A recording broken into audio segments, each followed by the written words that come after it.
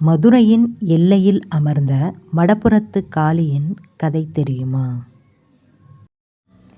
மதுரையின் எல்லையில் அமர்ந்து அருளும் மடப்புறத்து காளியை பற்றியும், மடப்புறம் அருகில் காசிக்கு இணையான தலத்தின் சிறப்புகளை பற்றியும் இந்த பதிவில் விரிவாக காணலாம்.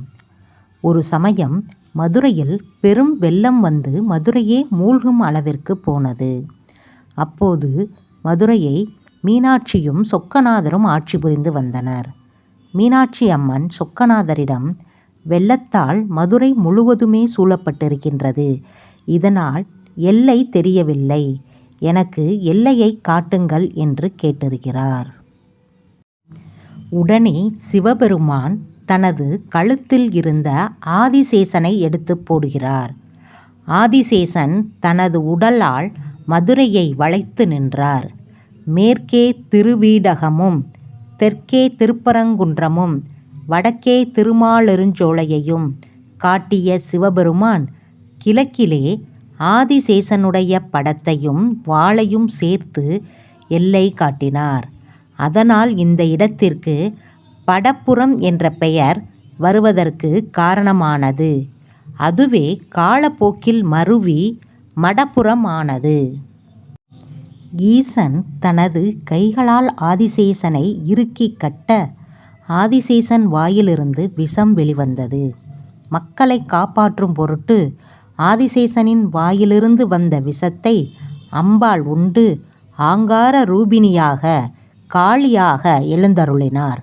அவள்தான் மடப்புறத்து காளி. மடப்புறத்திற்கு அருகே உள்ள வைகை ஆற்றில் நீராடினால் காசியில் நீராடிய புண்ணியம் கிடைக்கும் என்பது எத்தனை பேருக்கு தெரியும்? ஒரு சமயம் சிவபெருமான் பார்வதி தேவியை கூட்டிக் கொண்டு வேட்டைக்கு சென்று கொண்டிருந்தார். அப்போது மடப்புறம் வந்ததும் பார்வதி தேவியை அங்கேயே இருக்கும்படியும் தான் மட்டும் வேட்டைக்கு சென்றுவிட்டு வருவதாகவும் ஈசன் கூறினார்.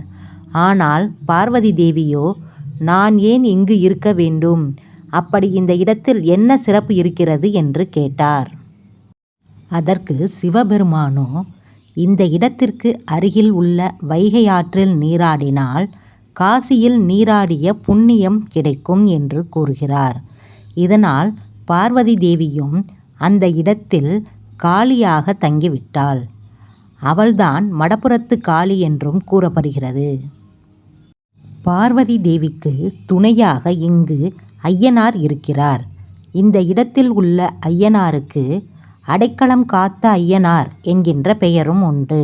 மடப்புறத்திற்கு அருகில் ஓடும் வைகையில் நீராடினால் காசியில் நீராடிய புண்ணியம் கிடைக்கும் என்கிற நம்பிக்கை இன்றைய வரைக்கும் தொடர்ந்து கொண்டுதான் இருக்கின்றது.